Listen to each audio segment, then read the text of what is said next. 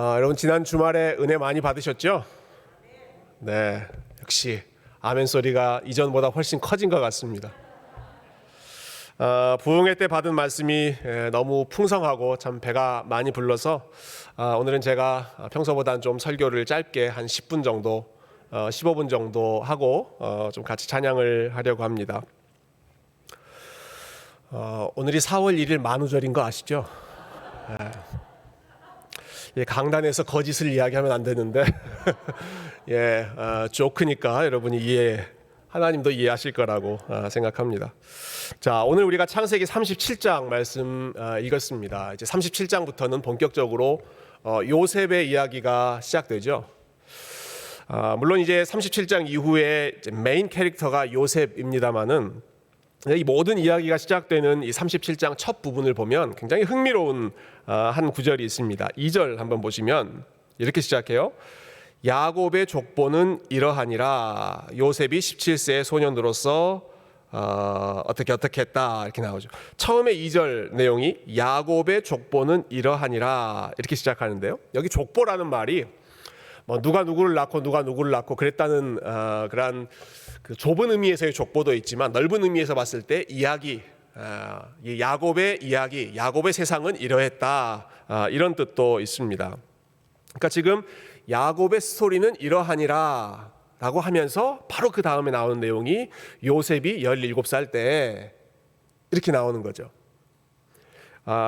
이게 왜 이렇게 이 부분을 강조하는가? 그럼 37장부터 시작되는 이야기가 요셉의 이야기였다라고 한다면 아마 더 자연스러운 부분은 요셉의 족보는 이러하니라, 요셉의 이야기는 이러하니라, 요셉이 17세 되었을 때 이렇게 연결되는 것이 저는 훨씬 더 자연스럽다고 생각합니다. 그런데 야곱의 족보는 이러하다라고 이야기해놓고 곧바로 요셉 이야기를 지금 꺼내 드는 것입니다. 이게 무슨 의미가 있는가? 이게 단순히 37장 이후가 요셉만의 이야기가 아니라 야곱의 이야기의 연장선상이고 그리고 야곱과 요셉의 이야기가 서로에게 번갈아가면서 영향을 주고 있는, 그러니까 이 37장 이후의 모든 사건들이 요셉 한 사람에게만 의미가 있는 것이 아니라 야곱에게도 똑같이 의미가 있었다, 아주 긴밀한 관계가 있다 하는 것을 보여주는 장치 중에 하나입니다.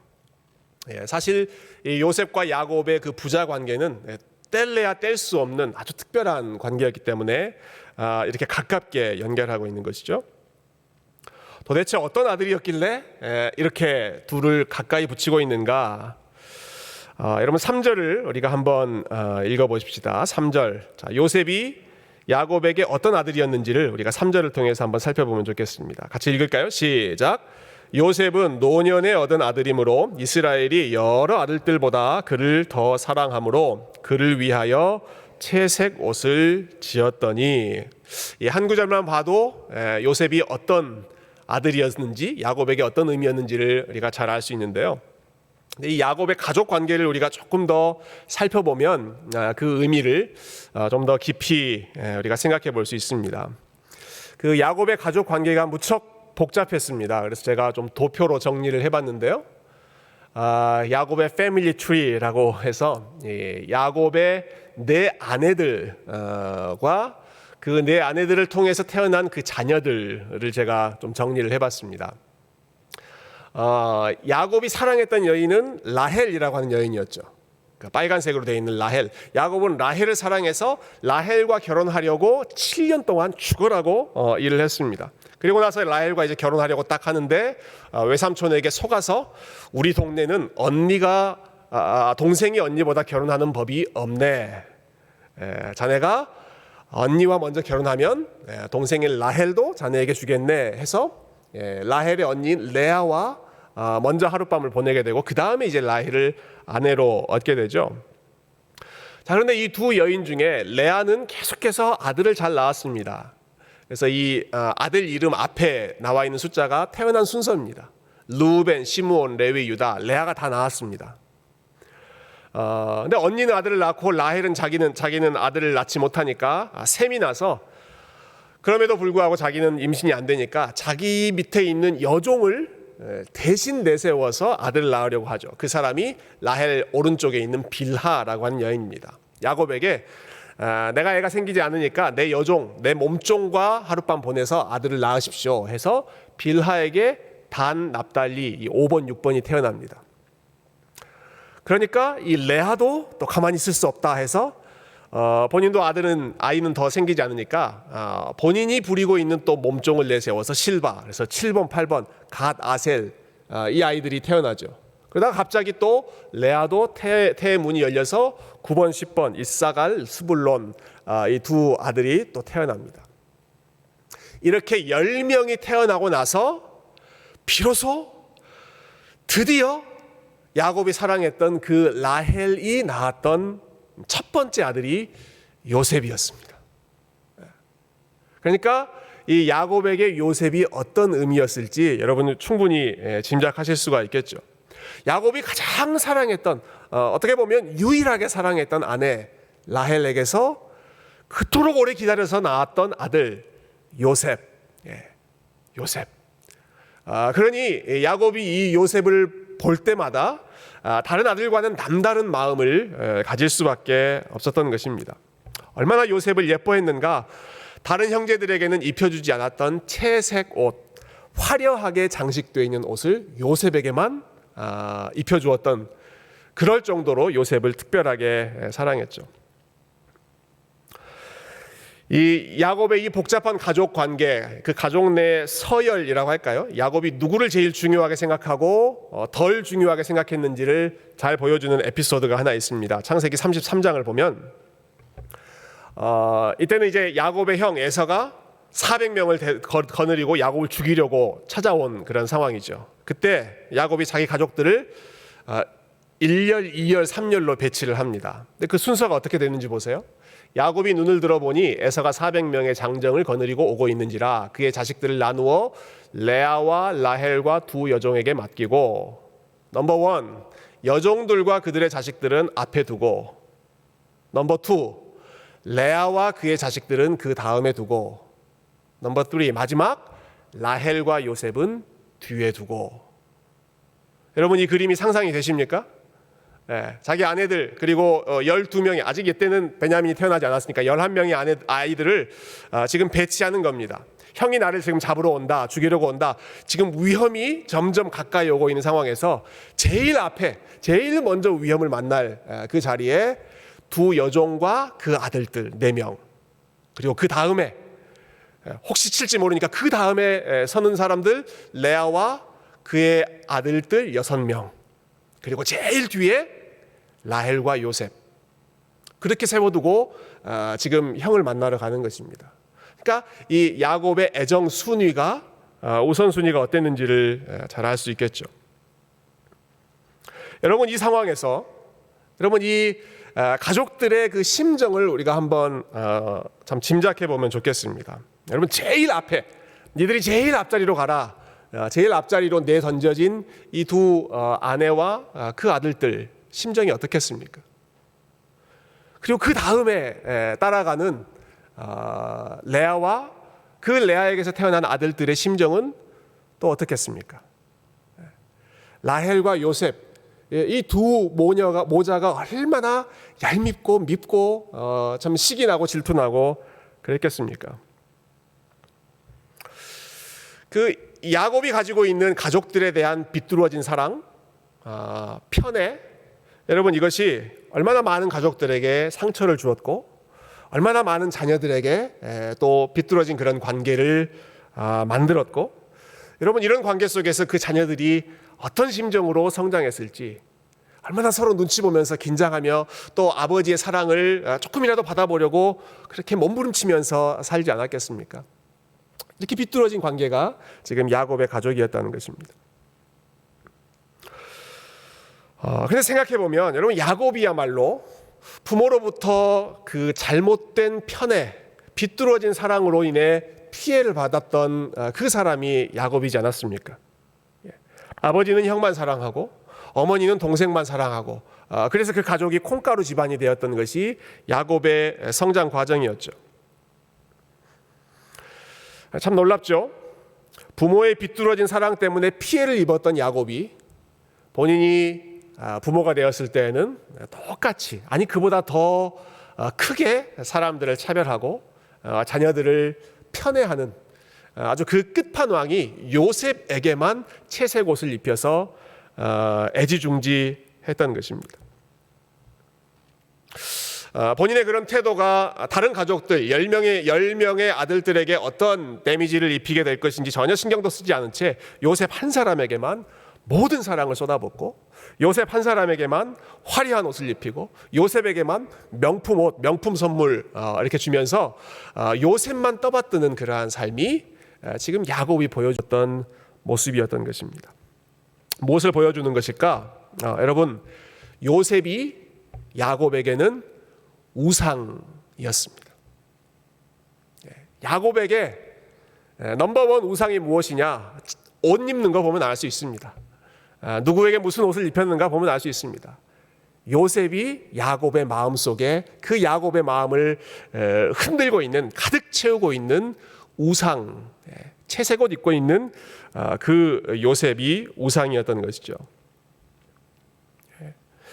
원래부터도 가장 사랑했던 아들이었겠지만 라헬, 사랑하는 아내 라헬이 죽은 이후에는 더더욱 그 요셉에게 집착하고 요셉을 통해서 또 라헬에 대한 그리움까지 또 달래고, 요셉이 야곱에게 있어서는 사실은 전부와 같았던,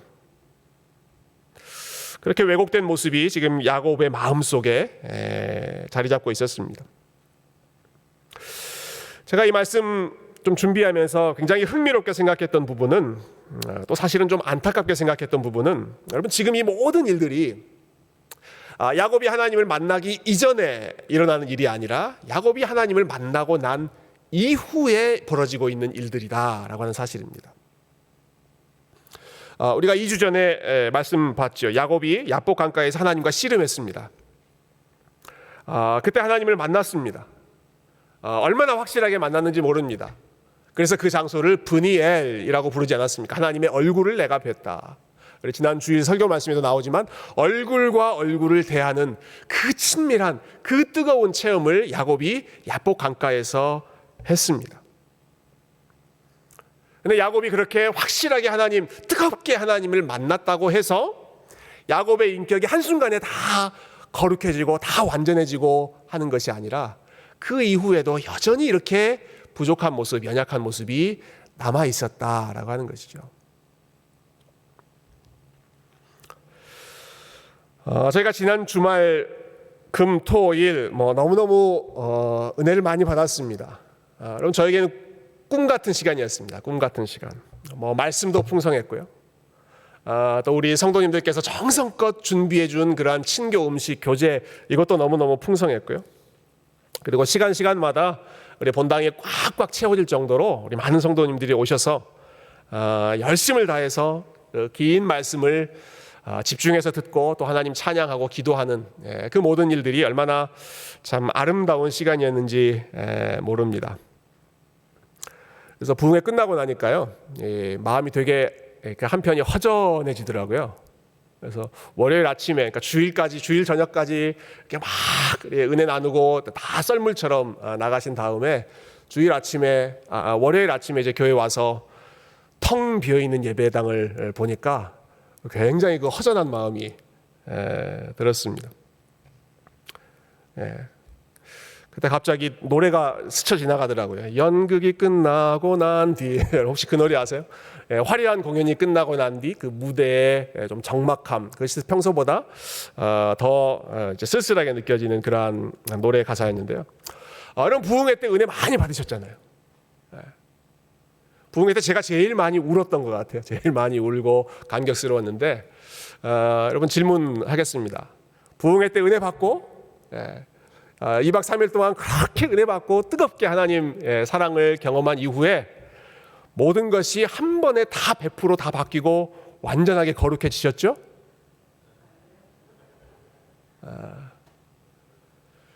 참 그것이 쉽지 않습니다. 부흥회 때 아무리 은혜를 받았다고 하더라도 여전히 현실은 또 현실이고 우리 안에 남아있는 연약함은 그대로 남아있고 계속해서 씨름해야 될 이슈들이 남아있더라는 것입니다. 은혜 받은 것은 은혜 받은 것이고 그것은 하나님 앞에서 우리가 참 감사하고 찬양해야 될 제목이지만 그런데 그 우리의 신앙생활이 신앙 여정이 한순간에 그렇게 180도로 순식간에 바뀌는 것이 아니라 계속해서 걸어가야 하는 싸움이 있는 것이죠. 마치 야곱이 야복 강가에서 일평생의 그 터닝 포인트라고 할 수 있는 하나님과의 씨름 사건을 경험했지만 그 후에도 여전히 그 마음속에 요셉이라고 하는 우상이 남아 있었고, 대대로 부모 세대로부터 지금 물러져 내려왔던, 본인도 끊고 싶었던 가족 간의 차별하고 편애를 하는 그런 왜곡된 사랑, 삐뚤어진 사랑이 여전히 야곱의 마음 가운데 남아 있어서 하나님께서 그 마음을 평생 계속해서 야곱의 마음을 수술하고 그리고 온전한 모습으로 다듬어 가셔야 하는 평생의 숙제가 남아 있었습니다. 여러분, 그래서 하나님께서 야곱이 가장 사랑했던 요셉을 잠시 동안, 일정한 기간 동안에 떼어내시는 것입니다. 떼어내시는 것입니다. 야곱이 우상처럼 생각했던 그 우상, 요셉을, 우상을 깨트리시기 위해서 야곱의 마음속에 여전히 더 가장 중요한 것으로 자리 잡고 있는 그 우상을 제거하기 위해서, 그래서 야곱을 연단하고 야곱을 더 하나님 보시기에 아름다운 사람으로, 인내를 통해서 아름다운 캐릭터가 빚어지고, 그의 바뀌어진 이름처럼 진정한 이스라엘, 이름만 바뀐 것이 아니라 그의 성품, 그의 삶도 이스라엘, 하나님과 씨름하는 삶이 되도록 하기 위해서 새로운 고난이 주어지고 그의 마음을 수술하는 그런 참 고통스러운 시간이 있었다라는 사실입니다. 여러분, 이것은 야곱의 삶만이 아니라 요셉 역시도 마찬가지였습니다. 우리 요셉의 삶을 한번 잠깐 들여다보면 좋겠는데요. 자, 이렇게 아버지로부터 절대적인 사랑, 전폭적인 사랑만 받고 있었던 요셉은 어떤 모습이었을까? 우리 2절 말씀을 한 번 더 같이 읽어보겠습니다. 2절 같이 읽겠습니다. 시작. 야곱의 족보는 이러하니라. 요셉이 17세의 소년으로서 그의 형들과 함께 양을 칠 때에 그의 아버지의 아내들 빌하와 실바의 아들들과 더불어 함께 있었더니 그가 그들의 잘못을 아버지에게 말하더라. 자, 요셉이 형들하고 지내죠. 근데 배 다른 어머니에게서 나온 그 형들, 이복 형제들, 그 형들과 같이 시간을 보냅니다. 그런데 요셉이 무슨 일을 했는가? 그들의 잘못, 형들의 잘못을 아버지에게 말하더라. 요셉이 이런 그 동생이었습니다. 자, 우리말 번역은요. 자, 형들이 잘못했기 때문에 형들의 잘못을 아버지에게 알려주었다. 이러한 이제 뉘앙스로 해석을 했습니다만은 히브리어 원어나 영어 성경을 보면 꼭 그렇게만 볼 수 있는 것이 아니라 이 문장이 이중적으로 해석될 수가 있습니다. 영어에 보면 제일 마지막에 요셉이 아버지에게 a bad report of them, 형들에 대한 bad report를 했다, 이렇게 나오죠. bad report를 했다. 근데 이 bad라고 하는 단어가, 나쁘다라고 하는 단어가 형들의 행동을 수식할 수도 있지만 요셉이 했던 그 리포트 자체를 수식할 수도 있습니다. 이게 참 그 오묘한 그 문학적인 표현입니다. 이중적으로 수식이 될 수 있습니다. 형들이 잘못한 것에 대해서 요셉이 일러 바쳤다, 이렇게 해석될 수도 있지만, 요셉이 아버지에게 형들에 대해서 했던 그 보고가 That was bad. 어떤 사람은 false라고 하는 그런 형용사를 써서 번역하기도 했더라고요. 잘못된 보고를 아버지에게 일러 바쳤다. 혹은 거짓된, 과장된 그러한 보고를 아버지에게 갖다 드렸다. 이렇게 해석할 수도 있습니다. 사실은 두 가지 모두 다 요셉의 어떤 성품, 성격이 어땠는지를 잘 보여준다고 할 수 있는데요. 자, 형들은 잘못이 없는데 요셉이 형들에 대해서 bad, 나쁘게 보고했다. 그러면 정말 요셉이 나쁜 동생이죠. 반면에 자, 형들이 잘못한 일이 있다고 하더라도 형들이 잘못한 일 사사건건 아버지에게 일러 바치는 동생, 여러분, 그러한 자녀, 혹시 그러한 형제가 있다면 야, 너 참 정직하다, 이렇게 칭찬하시겠습니까? 그런 사람은 사실 가까이 하고 싶지 않은 그러한 가족이죠. 나에게 뭔가 일만 있으면 뭔가 어려운 일만 있으면, 뭔가 잘못된 일만 있으면 계속해서 크고 작은 일 다 일러 바치는, 여러분, 그런 철부지 동생이 지금 요셉이 보여주고 있는 모습이었습니다. 그러나 결정적으로 요셉이 형들의 미움을 사게 된 사건이 있죠. 요셉의 꿈입니다. 꿈. 자, 두 번의 비슷한 내용의 꿈을 꾸죠. 첫 번째는 형들이 거둔 곡식단이 내 곡식단에게 엎드려 절하더이다 하는 그런 꿈이었고요. 두 번째 꿈은 해와 달과 11별, 그러니까 해와 달은 아마 부모를 상징하는 것일 거고 11별은 형제들을 말하는 것이겠죠. 온 가족들이 내 앞에서 절하는 그런 꿈을 요셉이 꾸었습니다. 두 꿈 다 가운데 있는 그 센터 요셉이 중심이고 나머지 모든 가족들, 심지어는 형들은 다 본인의 주변 그리고 본인에게 절하는 위치에 있다 하는 것을 보여주는 그런 의미의 꿈이었습니다. 자, 이 꿈을 요셉이 혼자서만 조용히 간직하고 있다면, 혼자서만 품고 있다면 별일 없었을 것입니다. 그런데 요셉이 그 꿈의 내용을 아주 상세하게 형들에게 알려주죠. 형님들 다 모여보십시오. 불러 모아놓고 내가 이런 꿈을 꿨습니다 라고 아주 구체적으로 알려줍니다. 그래서 형들이 발끈하죠. 요셉, 네가 그러면 우리의 왕이 되겠다는 것이냐 하고 발끈했습니다. 형들이. 자, 그런 형들의 반응을 본인이 봤다면 그 다음 두 번째 꿈을 꿨을 때 적어도 기본적인 눈치, 조금이라도 눈치가 있다면 이 꿈은 사람들이 싫어하는구나, 나 혼자 그냥 간직하고 키워야겠다, 그렇게 생각하는 것이 더 지혜롭지 않았겠습니까? 그러나 우리의 주인공 요셉, 눈치라고는 어디서도 찾아볼 수 없는 요셉은 또 그 꿈을 가지고 형들에게 가고 아버지에게 가서 이런 꿈을 내가 꿨습니다 라고 있는 그대로 이야기합니다. 이 요셉의 캐릭터, 어렸을 때 요셉의 캐릭터가 어땠는가? 자, 형들의 잘못 일러 바치고 형들의 기분이 어떨지는 전혀 아랑곳하지 않은 채 본인 중심으로 본인이 하고 싶은 말 다 하고 본인의 마음속에 있는 것 다 기분 다 드러내는 일종의 안하무인이라고 할까요? 자기 자신만 중요한, 자기 자신만 아는 사람이 요셉이었습니다. 요셉이 왜 이런 아들이 됐을까요? 여러분, 요셉이 이렇게 자기 자신만 아는 사람으로 성장한 데에는 저는 야곱의 역할이 절대적이었을 거라 생각합니다. 자기에게만 화려한 채색 옷 입혀주고 요셉이 한 일은 어떤 것이든지 다 허용해주고 용납해주고 오냐오냐 해주고 다른 형제들이 아니라 본인에게만 절대적인 맹목적인 사랑을 부어주는 그 아버지를 배경으로 하고 있으니 요셉이 뭐가 두렵고 요셉이 누구를 신경 쓰고 뭐가 부족하고 뭐가 겁이 났겠습니까? 여러분, 야곱에게 있어서 요셉이 우상이었던 것처럼 요셉에게 있어서도 야곱이 우상이었습니다.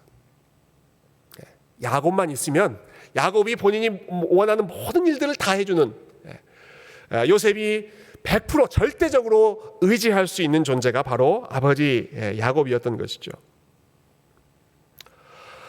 여러분, 그래서 하나님께서 지금 이제 야곱으로부터 요셉을 떼어내시지 않습니까? 그 시간 무척 고통스러운 시간이죠. 아버지가 아들을 잃어버린, 죽은 줄로만 알고 지내야 했던 그 시간, 말로 할 수 없이 고통스러운 시간이었을 것입니다. 요셉 역시도 마찬가지입니다. 요셉이 아버지를 떠나서 낯선 땅에서 나그네로 혼자서, 그것도 사랑받는 아들이 아니라 노예로, 심지어는 감옥의 죄수로 팔려가서 하루하루 살아가야 되는 그러한 시간, 무척이나 힘든 시간이었습니다. 그러나 하나님께서 왜 그러한 어려운 시간을 야곱에게 허락하고 또 요셉에게 허락하셨는가? 각 사람에게 있었던, 서로가 서로에게 우상이 되었던 것들을 끊게 하시고 그것을 깨트리게 하시고 이전에 본인의 최고의 만족으로 생각했던 요셉, 이전에 요셉에게 있어서 최고의 의지할 수 있는 그러한 절대적인 존재로 생각했던 야곱, 둘 사이를 분리시켜서 그들이 철저하게 홀로 있으면서, 그리고 그 상황 속에서 인격적인 훈련을 받게 하시고 그 상황에서 믿음을 연단받는 그러한 과정을 하나님께서 허락하셨던 것입니다. 여러분 이후의 요셉의 삶을 우리가 잘 알고 있습니다. 요셉이 이집트의 형들에 의해서 노예로 팔려가고 그 다음에는 보디발 장군의 집에서 아주 성실하게 살려고 애를 썼지만 그럼에도 불구하고 억울한 누명을 뒤집어 써서 또 감옥의 죄수로 내던져집니다.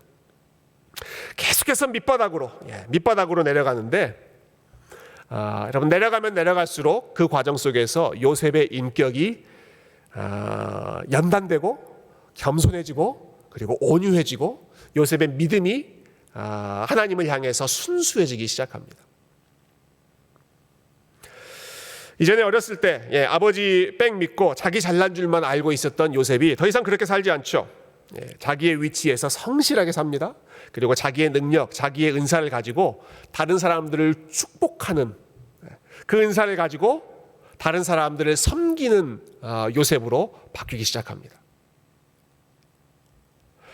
이전에는 형들의 잘못 있는 대로 다 보고하고 까발렸던 그러한 요셉이 자기가 엄청나게 부당한 일을 당하지 않습니까? 억울한 일 당하죠. 그러나 그 억울한 일에 대해서 왈가왈부하지 않고 꼭 참고 인내하면서 하나님의 때를 기다리는 인내의 사람으로 준비하게 됩니다. 무엇보다 중요한 것은 여러분 요셉이 아버지를 떠나서 이집트에서 혼자 살아가는 가운데 나그네로 살아가는 가운데 하나님을 깊이 만나고 하나님과 함께하는 사람이 되어갔다라고 하는 것입니다. 창세기 39장에 보면 오늘 시간 관계상 저희가 그 말씀을 다 읽진 않았습니다만은 요셉이 이집트로 팔려간 이후에 그러한 사건들을 기록할 때 계속해서 반복되는 표현이 있습니다. 요셉의 삶을 수식할 때 설명할 때 계속해서 반복되는 표현 여호와께서 요셉과 함께 하셨다라는 표현입니다. 2절에 여호와께서 요셉과 함께 하심으로 그가 형통한 자가 되었다. 얼마나 그것이 분명하게 드러났던지 이방인 그의 주인 보디발 장군 하나님을 알지도 못하는 사람이 야 너는 정말 네가 믿는 하나님이라고 하는 분이 함께하는 사람이구나. 너는 복받은 사람이구나. 너는 형통한 사람이구나. 인정할 정도로 하나님의 함께하심이 그렇게 분명하게 나타났습니다. 그러다가 또 어려운 일 겪죠. 억울하게 감옥에 던져지죠. 그러나 그때에도 21절에 보면 여호와께서 요셉과 함께 하시고 그에게 인자를 더하사 간수장에게 은혜를 받게 하셨다. 감옥에서도 여호와께서 함께 하셨다. 마지막 23절 간수장은 그의 손에 맡긴 것을 무엇이든지 살펴보지 아니하였으니 이는 여호와께서 요셉과 함께 하심이라. 여호와께서 그를 범사에 형통하게 하셨더라. 그러니까 이집트에서 요셉의 삶 한마디로 표현하면 무엇이다? 여호와께서 함께 하시는 인생이었다. 여러분 이전에는 야곱이 요셉의 모든 것을 다 뒷바라지 해줬습니다. 채색 옷도 입혀주고 다른 모든 위협으로부터 야곱이 보호해주고 야곱이 사랑해주고 야곱이 필요한 것들 모든 것을 다 채워주는 그러한 삶이었다면 이제는 그 야곱으로부터 분리돼서 홀로 있는 가운데 하나님을 만나고 하나님께서 요셉과 함께 해주시고 하나님께서 요셉에게 형통의 복을 부어주시는 그러한 삶. 인격도 다듬어지고 하나님과 깊이 만나면서 하나님과 동행하는 삶이 요셉의 인생에 차근차근 펼쳐지기 시작한 것이죠. 이런 요셉의 삶을 잘 요약해주는 말씀이 시편 105편 말씀인데요. 우리 이 말씀 읽고 오늘 말씀을 정리하죠. 시편 105편 우리 16절부터 19절 말씀, 우리 앞에 있는 말씀 우리 한 목소리로 같이 한번 읽어보겠습니다. 시작. 그가 또 그 땅에 기근이 들게 하사 그들이 의지하고 있는 양식을 다 끊으셨도다. 그가 한 사람을 앞서 보내셨으며 요셉이 종으로 팔렸도다.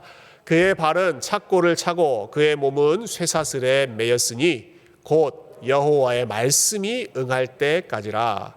그의 말씀이 그를 단련하였도다. 아멘. 그가 한 사람을 앞서 보내셨다. 하나님이 한 사람을 앞서 보내셨다는 것입니다. 요셉을 미리 보내신 것이죠. 무엇을 위해 미리 보내셨습니까? 그 땅에 기근이 들 것을 준비하기 위해서 요셉을 미리 보내셨습니다.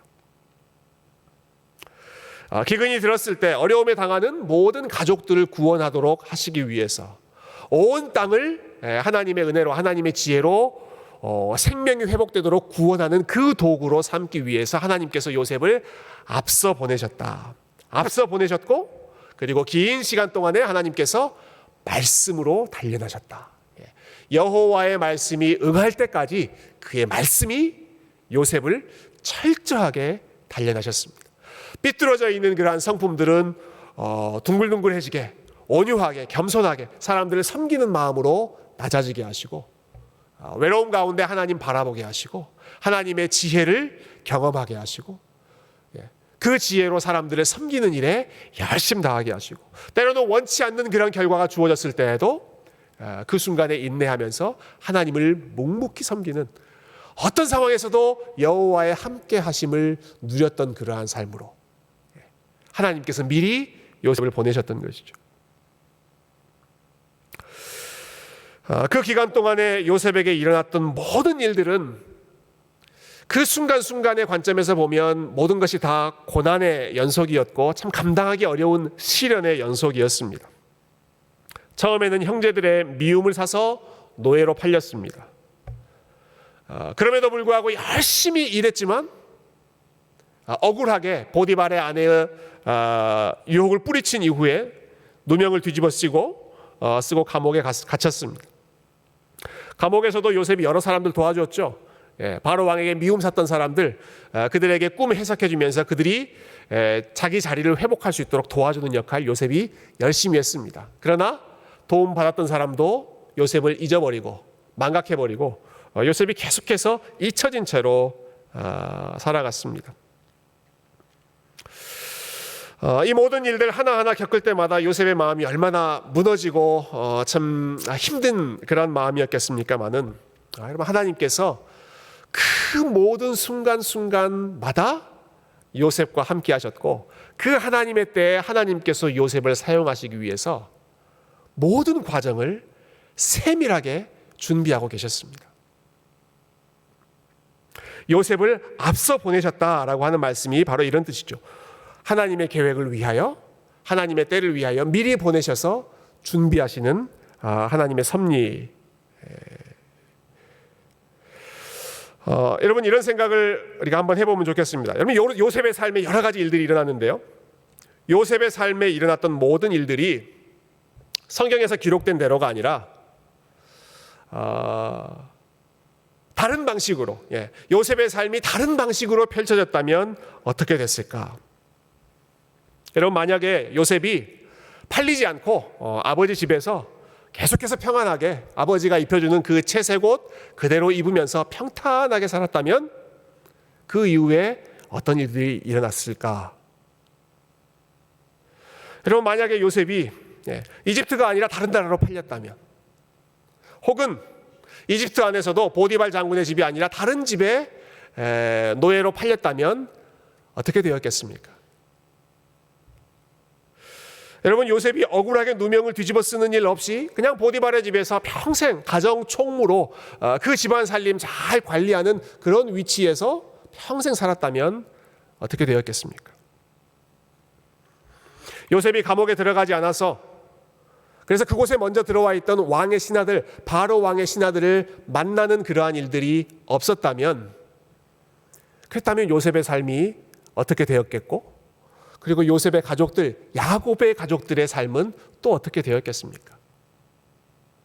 여러분 그 순간순간이 참 요셉 개인적으로 보면 고통스러운 그런 시간이었지만 마치 톱니바퀴가 체인이 이렇게 딱 맞아서 어느 하나도 흐트러짐 없이 정확하게 맞물려서 돌아가는 것처럼 마치 모든 그 퍼즐이 흩어져 있던 퍼즐이 다 모아놨을 때 한 조각이라도 빠지면 그 아름다운 그림이 완성되지 않는 것처럼 요셉의 삶에 일어났던 모든 것들이 하나님께서 철저하게 계획하고 설계하고 인도하셨던 과정이었습니다. 그것 중에 어느 것 하나라도 흐트러졌다면 하나님의 뜻이 이루어질 수 없는 그러나 하나님의 완벽한 계획 속에서 하나님께서 철저하게 요셉의 발걸음을 인도하신 결과 가장 필요한 때에 하나님의 구원의 계획이 이루어지고 가장 어려운 때에 야곱의 가족 모든 가족들이 하나님의 구원의 손길, 은혜의 손길을 입게 되고 온 세상이 요셉 한 사람을 통해서 하나님의 풍성한 생명을 누리게 되는 그러한 축복의 도구로 요셉이 사용되었던 것이죠. 이런 이 모든 과정을 통해서 하나님께서 참 다양하게 역사하셨습니다. 야곱의 마음속에 있었던 요셉이라고 하는 우상은 깨뜨리시고, 요셉의 마음속에 의지하고 있던 야곱이라고 하는 우상 역시 깨뜨리시고, 그래서 야곱은 야곱 나름대로 하나님께서 연단해 가시고, 요셉은 요셉 나름대로 하나님께서 다듬어 가시고 연단해 가시고, 그리고 하나님의 때가 되었을 때 모든 것이 아름답게 회복되도록, 사람들은 그 상황 속에서 본인의 욕심 때문에, 본인의 이기심 때문에 악을 행하였지만, 요셉이 나중에 회고하는 것처럼 당신들은 나에게 악한 일을 했지만 하나님은 그 악을 선으로 바꾸셔서 하나님이 이루고자 하는 그러한 계획을 아름답게 이루셨습니다. 하나님을 만난 사람만이 할 수 있고, 하나님의 동행하심을 누렸던 사람만 그 믿음으로 고백할 수 있는 아름다운 믿음의 고백이 요셉을 통해서 나타났고, 야곱도 이 모든 과정을 겪은 후에 야곱이 어떻게 합니까? 바로 앞에 가서도 바로의 머리에 손 얹고 너는 내가 축복해야지 살 수 있는 사람이야, 담대하게 하나님의 이름으로 축복하는 어마어마한 믿음의 거장이 되는 것, 그 모든 과정을 하나님께서 하나하나 인도해 가셨던 것을 우리가 함께 믿음으로 바라보고 기억했으면 좋겠습니다.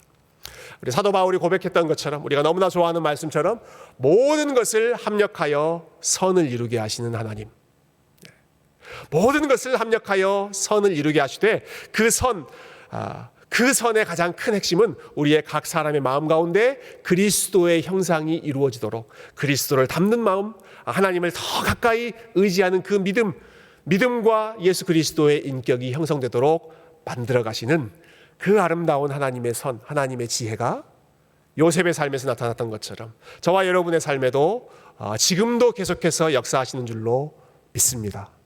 우리 세교회 가운데에도 우리 하나님께서 이렇게 컴퓨터와 같이 세밀하게 준비하시고 이루어 가시는 그 모든 것들이 저와 여러분들을 붙잡고 계시고, 우리의 발걸음을 한 치의 오차도 없이 하나님께서 준비해 놓으신 가장 아름다운 목적지로 이끄실 줄로 믿습니다. 이 하나님을 바라보고 이 하나님께 저와 여러분의 삶을 온전히 맡겨드리고, 비록 지금은 우리가 그 뜻을 다 알 수 없지만 하나님이 함께 하시는 줄로 믿습니다. 하나님의 지혜는 절대로 실패하시지 않는 줄로 믿습니다. 하나님의 선하심은 내가 아무리 참 이유 없는 억울한 일, 이해할 수 없는 그런 상황이라고 하더라도 하나님 여전히 선하시고 여전히 지혜로우시고, 우리가 마지막으로 찬양했던 것처럼 하나님 여전히 나를 사랑하시는 분이십니다. 여러분, 이 순결한 믿음이 저와 여러분의 삶에 더욱더 넘칠 수 있기를 주님의 이름으로 축원드립니다.